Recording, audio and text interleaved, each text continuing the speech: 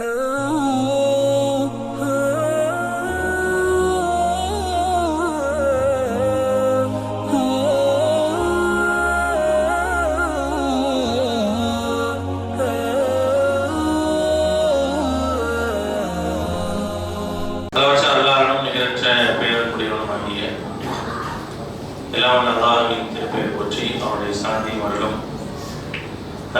தூதர் முஹம்மது ஸல்லல்லாஹு அலைஹி வஸல்லம் அவர்கள் மீதும் அவர்களை பின்பற்றி வாழ்ந்த உத்தம சத்திய தோழர்கள் நல்லவர்கள் மீதும் அவர்களின் இடைச்சோடை பின்பற்றி வாழ்ந்து கொண்டிருக்கக்கூடிய அனைத்து மக்கள் மீதும் உண்டாகுமாக.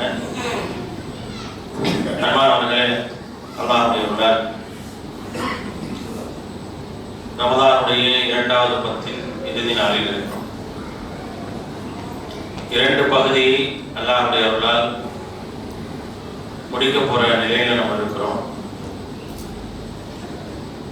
கிட்டத்தட்ட ஒரு 20 நாள் நம்மை கடந்து செல்கின்றது என்று சொன்னால், அந்த 20 நாள்ல என்னுடைய காலங்கள் எப்படி இருந்தது அப்படிங்கிறத கொஞ்சம் சுய பரிசோதனை செஞ்சு பார்க்கணும். நான் பாக்கி இருக்கிறது 9 இரவுகளோ 10 இரவுகளோ தான். இந்த 20 இரவுகளில் என்னிடத்தில் என்னென்ன நன்மைகள், நான் என்னென்ன நன்மைகள்லாம் சேர்த்து வச்சிருக்கேன் அப்படிங்கிறத கொஞ்சம் சுய பரிசோதனை செஞ்சு பாருங்க. நன்மைகள் நிறைய கிடைச்சிருந்தா அல்லாஹ்வுக்கு நன்றி செலுத்துங்க. அதான் இவ்வளவு நன்மைகள் செய்வதற்கான ஒரு வாய்ப்பை எனக்கு ஏற்படுத்தி தந்த அப்படின்னு சொல்லி அல்லாஹ்வுக்கு நம்ம நன்றி செலுத்தணும். ஒருவேளை குறைவு இருந்தது அப்படின்னா இருக்கக்கூடிய நாளில் அந்த குறைவை நிறைவேற்றி செய்யக்கூடிய அளவிற்கு நல்ல ஒரு வழிவகையை ஏற்படுத்திக் கொள்ள வேண்டும். இந்த 20 நாள்ல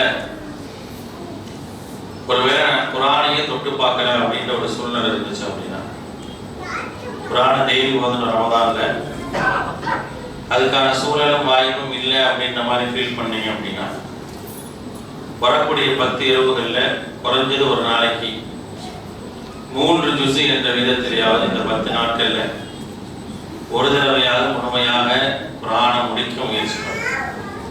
இந்த மாதிரி நிறைய விஷயங்கள், நிறைய நன்மைகள், அந்த நன்மைகள் எல்லாம் எப்படி நம்மிடத்தில் நடைபெற்றிருக்கின்றது அப்படிங்கிறத சுய பரிசோதனைக்குரிய இரவாக இந்த இரவை அமைச்சுக்கணும். இந்த இரவு இந்த 20 நாளை அசை போடக்கூடிய உறவாக இருக்கணும். நிறைய நேரங்கள் இருக்குது.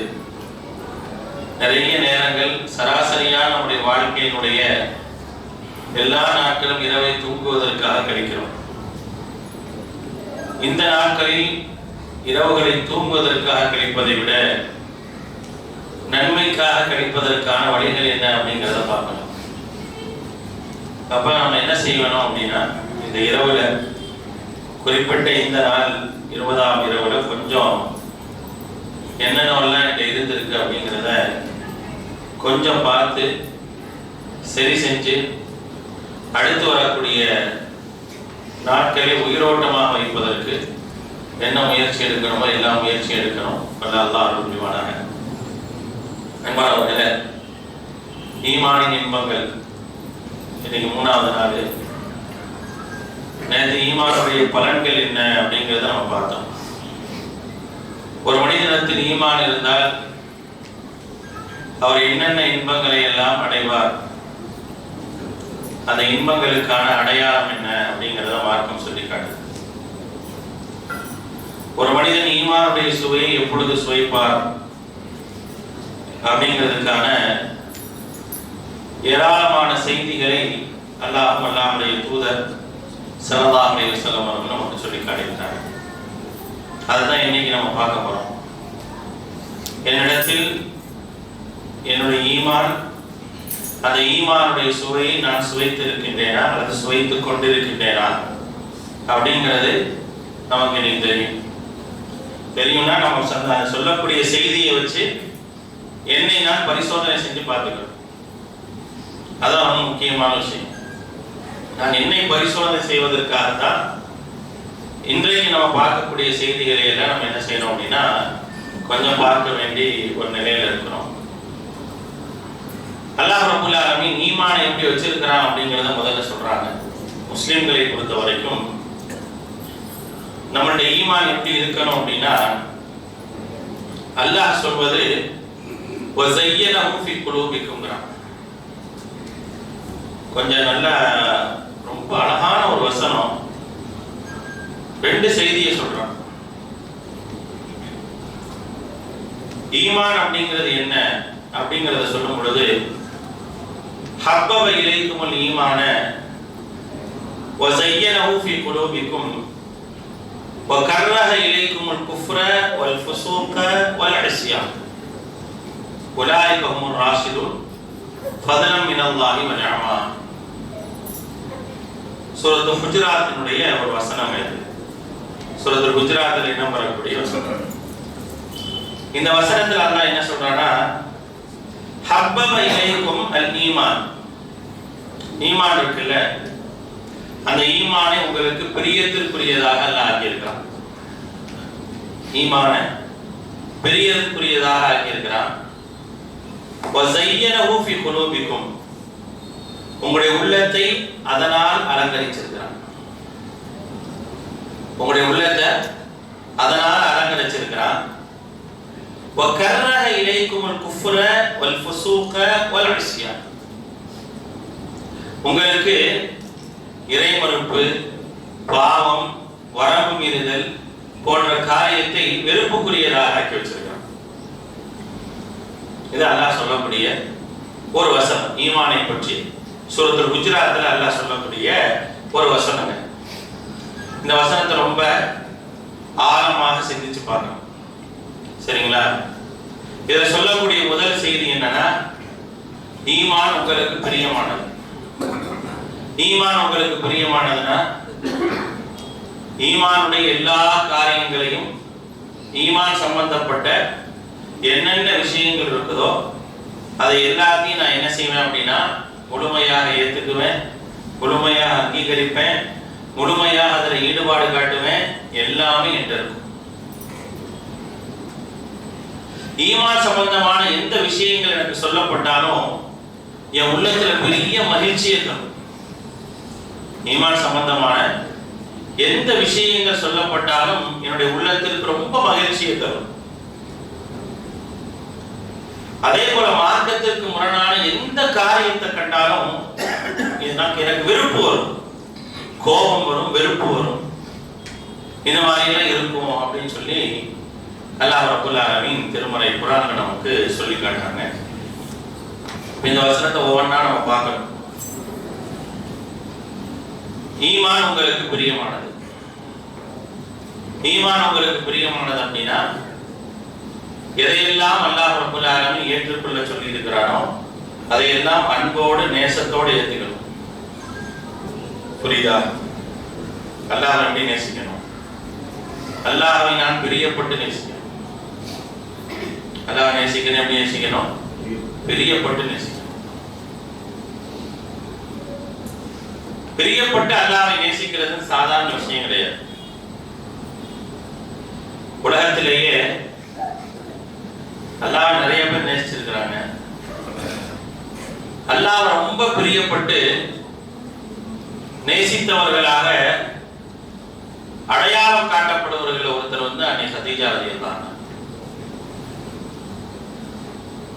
அது ஒரு உதாரணம் சொல்றேன். எந்த அளவுக்கு அவங்க ஈமானை நேசிச்சிருக்கிறாங்க அப்படிங்கிறதுக்கு ஒரு உதாரணம். ஒரு நாள் நபி ஸல்லல்லாஹு அலைஹி வஸல்லம் அவர்களும் ஜிப்ரீல் அலைஹிஸ்ஸலாம் உட்கார்ந்திருக்கிறாங்க. அல்லாஹ்வுடைய தூதரும் ஜிப்ரீல் அலைஹிஸ்ஸலாம் உட்கார்ந்திருக்கிறாங்க. அல்லாஹ்வுடைய தூதருக்கு உணவு எடுத்துக்கொண்டு கதீஜா ரலியல்லாஹு அன்ஹா வராங்க.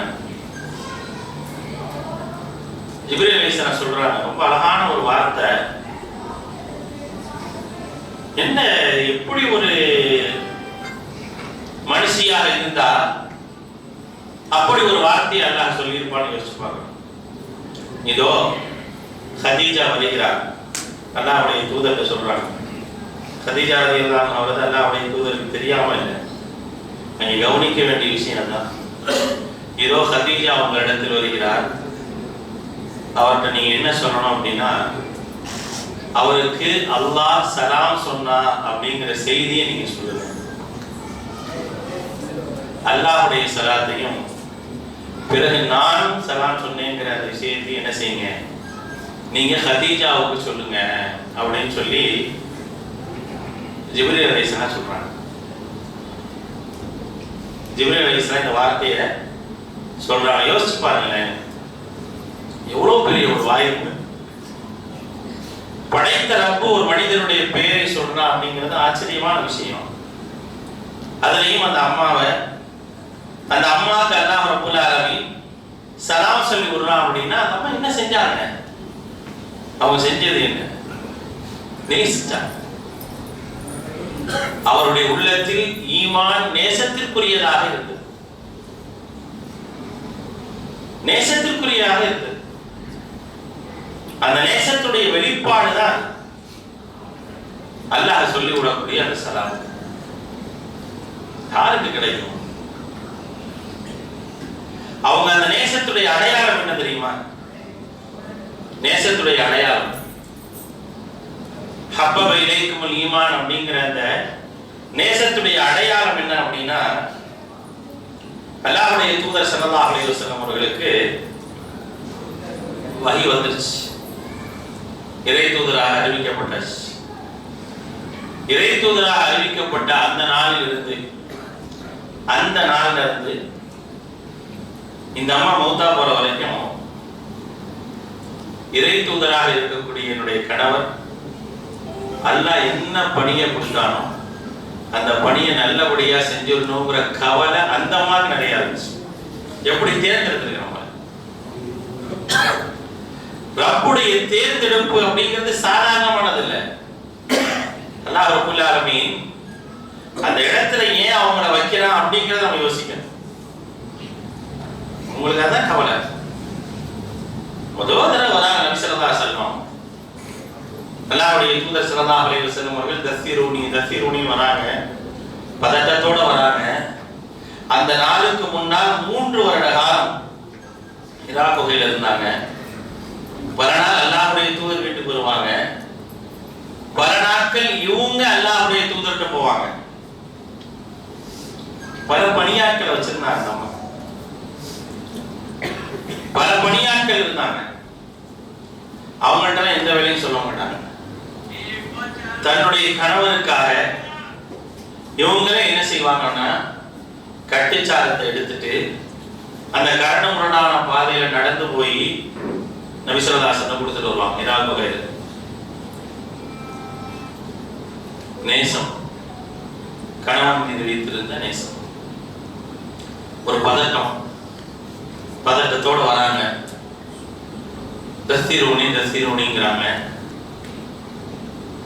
உடனே போர்வை பத்தி விடுறாங்க. எதுவுமே கேட்கல. அவங்களை ஆசுவாசப்படுத்துறாங்க. பதட்டம் குறையிற வரைக்கும் எதிர்பார்க்கிறாங்க. பதட்டம் குறைஞ்சிருச்சு. நடந்தது என்னன்னு கேட்கிறாங்க. ஒரு குழந்தை சொன்னா எப்படி இருக்கும் அதே மாதிரி நபி ஸல்லல்லாஹு அலைஹி வஸல்லம் எல்லாத்தையும் ஹதீஜா ரலியல்லாஹு அன்ஹா சொல்றாங்க. எல்லாத்தையும் கேட்டவங்க அல்லாஹ் அக்பர் சொன்ன முதல் வார்த்தை வல்லாஹி லா யுஃஸீக அல்லாஹு அபதா. எப்படி ஒரு அறிவு பாருங்களேன். எந்த அளவுக்கு ஒரு உயர்ந்த ஒரு பெண் அல்லாஹ்வுடைய தூதர் ஸல்லல்லாஹு அலைஹி வஸல்லம் அல்லாஹ் தஆலா கொடுத்தாங்கிறது ஒரு பெரிய உதாரணம். அதனால அல்லாஹ் அவங்களை இழிவுபடுத்த மாட்டான். நீங்க எந்த தப்பா செஞ்சிருக்கீங்களா? ஒரு தப்பு செஞ்சதில்லை. உறவுகளோடு சேர்ந்து வாழ்றீங்க, சிரமப்படுறவங்களுக்கு உதவுறீங்க, கஷ்டப்படுறவங்க கஷ்டத்தை போக்குறீங்க. இப்படி எல்லாம் இருக்கும்போது அவங்களை எப்படி அல்லாஹ் தஆலா சிரமப்படுத்துவான்? அதனால கவலைப்படாதீங்க அப்படின்னு சொல்றாங்க. அன்னைக்கு கவலைப்படாதீங்கன்னு சொன்ன அந்த அம்மா மௌத்தா போற வரைக்கும் அவங்க கவலைப்பட்டாங்க.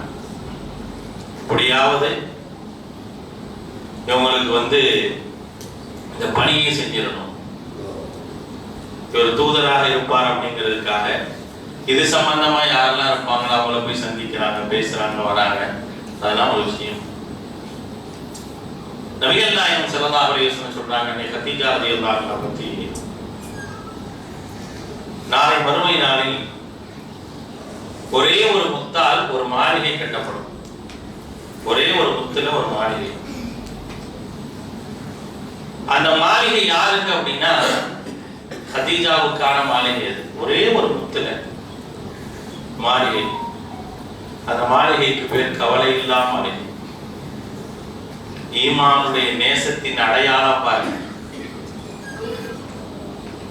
நான் அல்லாஹ்வை நேசிக்கிறேன், அல்லாஹ் தந்த கொள்கையை நேசிக்கிறேன், அந்த கொள்கையை சொல்ல வந்தவரை நேசிக்கிறேன், என்னவெல்லாம் ஈமானுக்குரியதாக இருக்குதோ எல்லாத்தையும் நான் ஏற்றுக்கிட்டேன் அப்படின்னா அங்கே கிடைக்கக்கூடிய வெகுமதி என்பது சாதாரணமானது அல்ல. முத்தால் ஒரு மாளிகை, அந்த மாளிகைக்கு பேர் கவலை இல்லா மாளிகை. அந்த மாளிகையில் அல்லாஹ் ரப்பல் ஆலமீன் கதீஜாவை வைப்பார் என்று அல்லாஹ்வுடைய தூதர் ஸல்லல்லாஹு அலைஹி வஸல்லம் சொன்னாங்கன்னா அந்த அம்மா எப்படிப்பட்டவன் பார்த்து. அதனால தான் அல்லாஹ் சொல்றான் வஸய்யனஹு ஃபீ குலூபிக்கும் அப்படிங்கிற. ஈமானால் உங்களுடைய உள்ளத்தை அவன் அலங்கரிக்கிறான். ஈமானால் உள்ளத்தை அலங்கரிக்கிறான். என்னுடைய உள்ளம் ஈமானால் அலங்கரிக்கப்பட்டிருக்கு. ஈமானால் அலங்கரிக்கப்படுறது அப்படின்னா எதெல்லாம் நம்பிக்கை சார்ந்த விஷயங்களாக நம்பிக்கை சார்ந்த கட்டளைகளாக சொல்லப்படுதோ அது எல்லாவற்றையும் ஏற்றுக்கொள்வதாக இருக்க வேண்டும். அது எல்லாவற்றையும் நடைமுறைப்படுத்துவதாக இருக்க வேண்டும். அது எல்லாத்தையும் தாங்கிக் கொள்ளக்கூடியதாக இருக்க வேண்டும். எல்லாம் இருக்கு. உனக்கு சாதகமாக பாதகமாக எதை சொல்லப்பட்டாலும் ஏற்றுக்கொள்ளக்கூடிய ஒரு நிலையில் இருக்கணும். அதான் ஈமானால் அலங்கரிக்கப்படுறது. அப்படி நம்முடைய உள்ளம் இருக்கா? என்னுடைய உள்ளம் ஈமானால் அலங்கரிக்கப்பட்டிருக்கிறதா அப்படிங்கிறத பார்க்கணும். அடுத்ததாக அல்லாஹ் சொல்றான் வக்கர்ரஹ இலைக்குமுல் குஃப்ர். இது ரொம்ப முக்கியமானது. ஈமானிலே முக்கியமான விஷயம் என்னன்னா குஃப்ரை வெறுக்கணும், பாவத்தை வெறுக்கணும், இறைவனுக்கு மாறு செய்யறதை வெறுக்கணும். எதெல்லாம் இறைவனுக்கு மாற்றமான காரியமோ இஸ்லாமிய நம்பிக்கைக்கு மாற்றமான காரியமோ அந்த காரியங்களை எல்லாம் நான் அங்கீகரிக்க கூடாது, ஏற்றுக்கொள்ள கூடாது, அனுசரிக்க கூடாது, எதுவுமே செய்யக்கூடாது. அதை கண்டா நான் வெறுக்கணும். குஃப்ர் என்பது எனக்கு வெறுப்பாக தெரிய வேண்டும். மார்க்கம் எதையெல்லாம் வரம்பு மீறக்கூடிய காரியங்களாக சொல்லுதோ அப்படிப்பட்ட எல்லா காரியத்தையும் நான் வெறுக்க வேண்டும். அது எனக்கு ஒரு வேலை பிரியமானதாக இருக்கலாம். இந்த ஈமானுக்கு முன்னால எனக்கு அது பிரியமானதாக இருக்கலாம். ஆனால் இது உனக்கு வேணான்னு சொன்னா வெறுத்துடும். No compromise. வேணான்னு சொன்னா வெறுத்துடும். அப்படிதான் இன்னைக்கு இருந்தாங்க எல்லா விஷயத்தையும். அல்லாஹ் ஒரு விஷயத்தை வேணான்னு சொன்னா உடனே வெறுத்துருவாங்க. அது யாரெல்லாம் பார்க்க மாட்டாங்க. உன்னுடைய தந்தை மார்க்கத்தை ஏற்றுக்கொள்ளாதனால உன்னுடைய வெறுப்புக்குரியவன் சொல்லி டிக்ளேர் பண்ணா அதை ஏற்றுக்குவாங்க. இல்லை இல்லைன்னா சொல்ல மாட்டாங்க. அதான் ஈமான். அதுதான் ஈமானுடைய அம்சமாக ஒரு மனிதனிடத்தில் இருக்க வேண்டும் என்பதை மார்க்கம் சொல்லிக்காட்டு. எத்தனை குஃப்ரு நம்ம வெறுக்கிறோம், எத்தனை பாவத்தை வெறுக்கிறோம் சொல்லுங்க.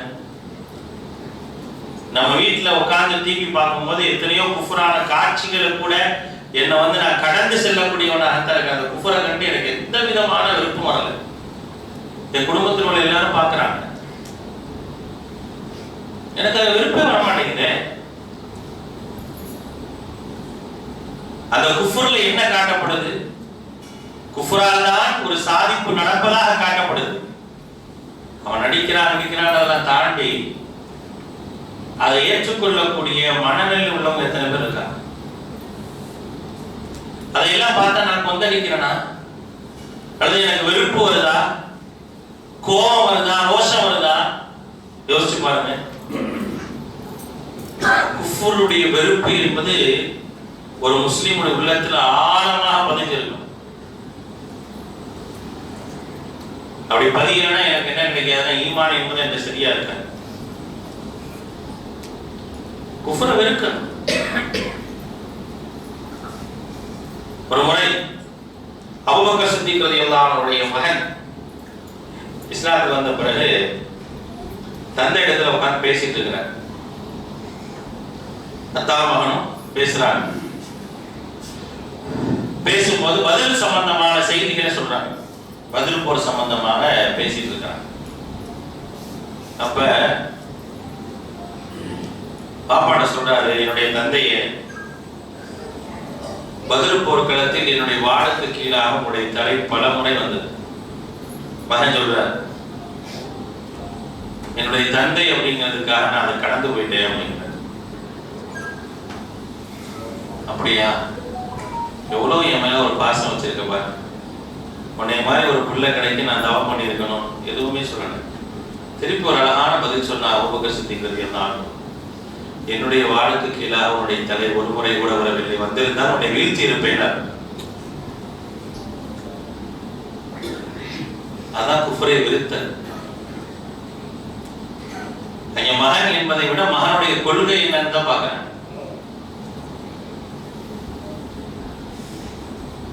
இந்த ஒரு மனநிலை என்ன செஞ்ச அப்படின்னா இருந்துச்சு. அப்ப இங்க பாருங்க எவ்வளவு பெரிய ஒரு ஈமான் அவங்கள்ட்ட இருந்திருக்கு அப்படிங்கறத யோசிச்சு பாருங்க. ஆனா இன்னைக்கு நம்ம என்ன செய்யறோம் அப்படின்னா, சாதாரணமான விஷயங்களை எல்லாம், குஃப்ரான பல காரியங்கள் நம்மை சார்ந்து நிகழ்ந்தால் கூட, நம்முடைய குடும்பத்தில் நிகழ்ந்தால் கூட, அதை தடுப்பதற்கோ அதை செய்யக்கூடாதுன்னு சொல்றதுக்கு கூட நம்ம தயாரா இல்லை அப்படின்னா என்கிட்ட என்ன ஈமான் இருக்க போகுதுன்னு, என்னுடைய உள்ளத்தை அல்லாஹ் ரப்பல் ஆலமீன் என்ன செய்யல, ஈமானால் அலங்கரிக்கல அப்படிங்கிறத புரிஞ்சுக்கணும். நபிகள் நாயகம் ஸல்லல்லாஹு அலைஹி வஸல்லம் சொல்றாங்க, ذاق طعم الإيمان, ஒரு மனிதன் ஈமானுடைய சுவையை சுவைத்தவராக ஆகிறார், ஈமானுடைய இன்பங்களை அனுபவித்தவராக ஆகிறார். மன் ரதிய பில்லாஹி ரப்பன் வ பி முஹம்மதிர் ரசூலன் வ பில் இஸ்லாமி தீனா,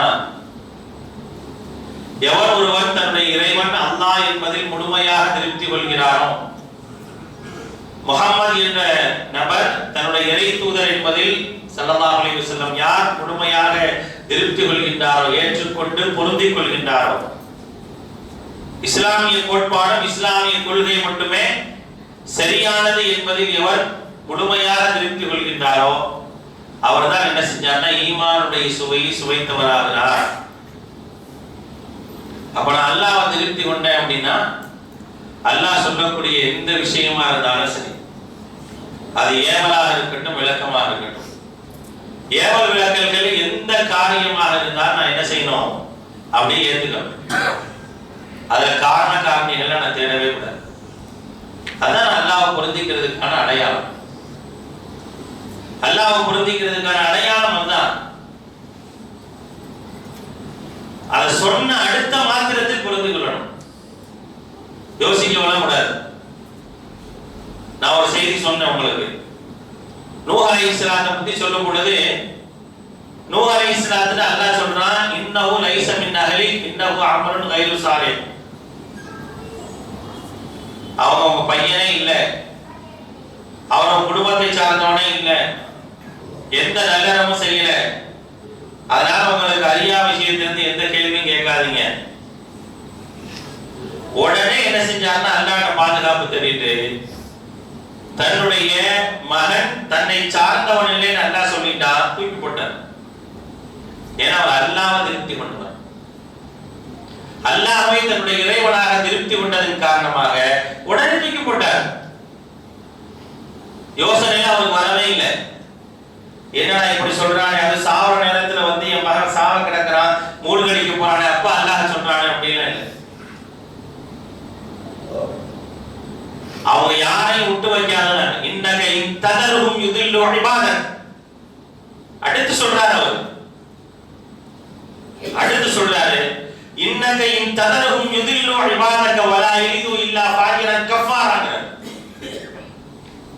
எவனை விட்டு வைக்காதங்கறார் அல்லாஹ், எவனை விட்டு வைக்காத.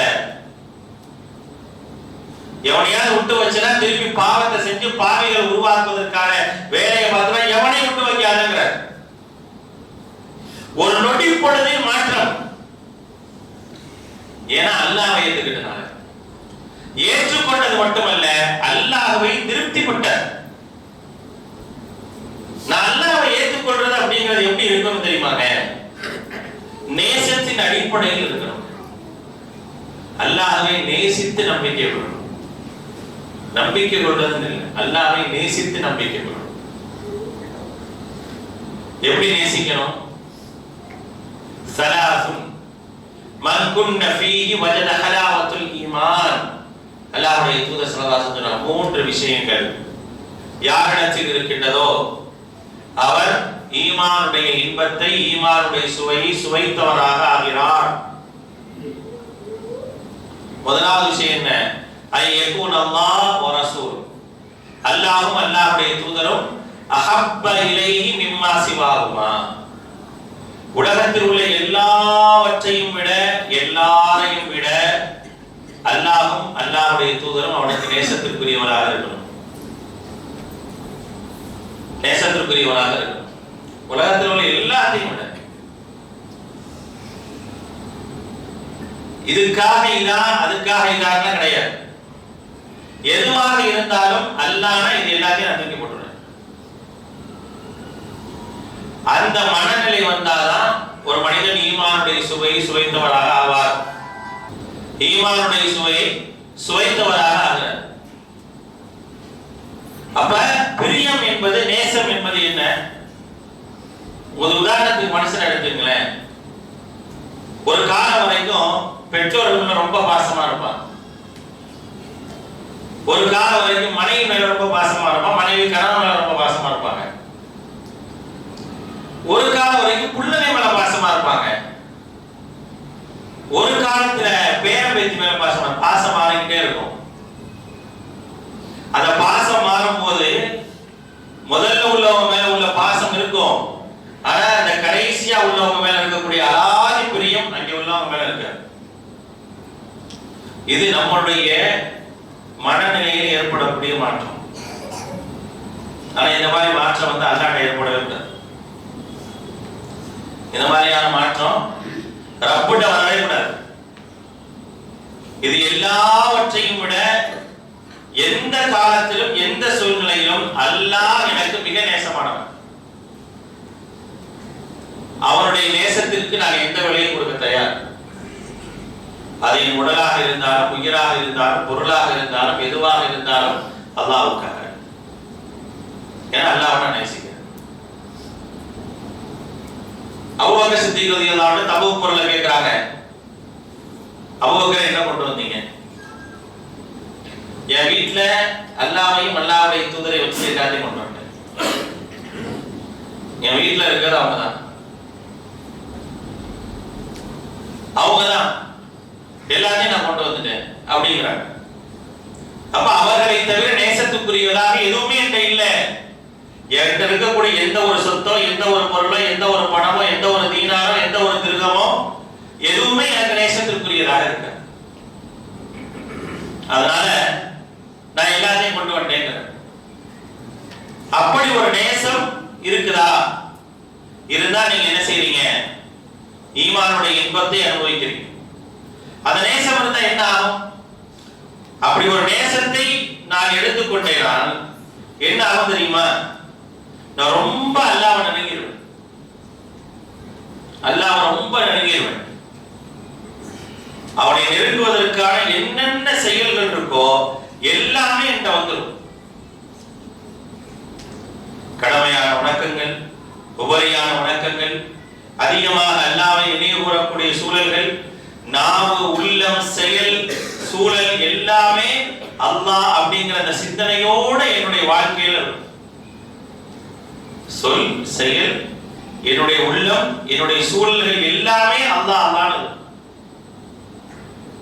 அப்படிலாம் நம்ம இருக்கிறோமா அப்படிங்கிறத நம்ம யோசிச்சுதான் பார்க்கணும், நம்ம சிந்திச்சுதான் பார்க்கணும். ஆனா அப்படி ஒரு மனநிலை வந்துடும். அதான் ஈமானுடைய இன்பம். ஈமானுடைய சுவை அப்படின்னா எப்படி சுவைக்கிறதுன்னு கேட்டா, இந்த மனநிலை இருந்தா போதும். என்னுடைய சிந்தனை முழுக்க அல்லாஹ்வை சார்ந்து இருக்கும். என்னுடைய செயல்கள் முழுக்க அல்லாஹ்வுடைய திருப்தியை அடிப்படையாக கொண்டு இருக்கும். என்னுடைய நாவுகளிலிருந்து வரக்கூடிய வார்த்தைகள் எப்படி இருக்கும் அப்படின்னா, அல்லாஹ்வை நினைவு கூறக்கூடியதாக, அல்லாஹ்வை சார்ந்ததாக இருக்கும். என்னுடைய சூழல்களை கூட நான் என்ன செய்வேன், அதே மாதிரி அமைத்துக் கொள்வேன். அப்படி இருந்தா அதான் ஈமானுடைய சுவை, அந்த சுவையினுடைய அடையாளம் அப்படிங்கிறத மார்க்கம் நமக்கு சொல்லி காட்டுகிறது. அதுதான் ஹலாவத்துல் ஈமான் அப்படின்னா.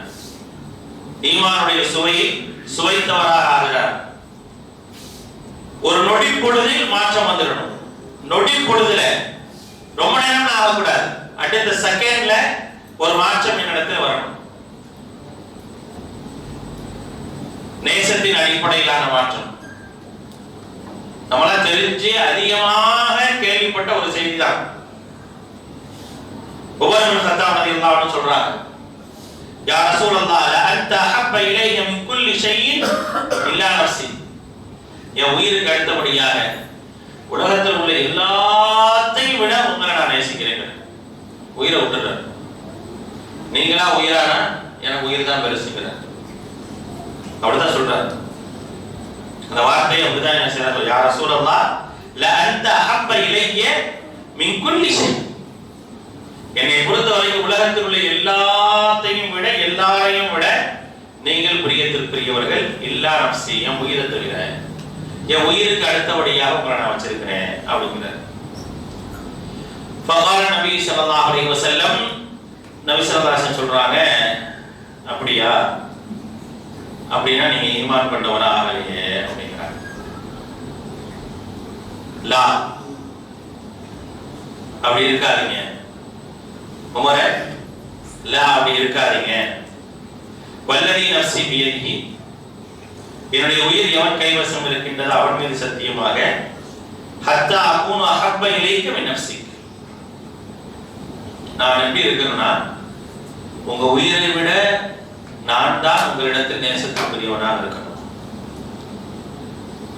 நான் தான் நேசத்திற்குரியவனாக இருக்கணும் அப்படின்னு அடுத்த நிமிஷம், அடுத்த நொடி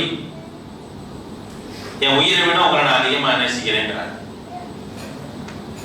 சொல்லும் போது ஒரு வார்த்தையை சேர்த்து சொல்றாரு. எதுக்கு அந்த வார்த்தைனா, அந்த நேசத்தை உறுதிப்படுத்துவதற்காக ஒரு வார்த்தையை சொல்றாரு. அல்லாஹ் அக்பர். அது சாதாரணமான ஒரு சத்தியமாக நம்ம பார்த்துட்டு போனோம்னா அது புரியாது. ஒரு சாதாரணமான சத்தியமாக பார்த்துட்டு போனோம்னா அது புரியாது. அவர் சொல்றாரு, உமர் இப்னு கத்தாப் ரலியல்லாஹு அன்ஹு சொல்றாங்க, வல்லாஹி லா அன்த அஹப்ப இலைய மின் நஃப்ஸிங்கிறார். அல்லாஹ்வுடைய தூதரே, என் உயிருக்கு மேலாக உங்களை நேசிக்கிறேன்னு சொல்றதுக்கு முன்னால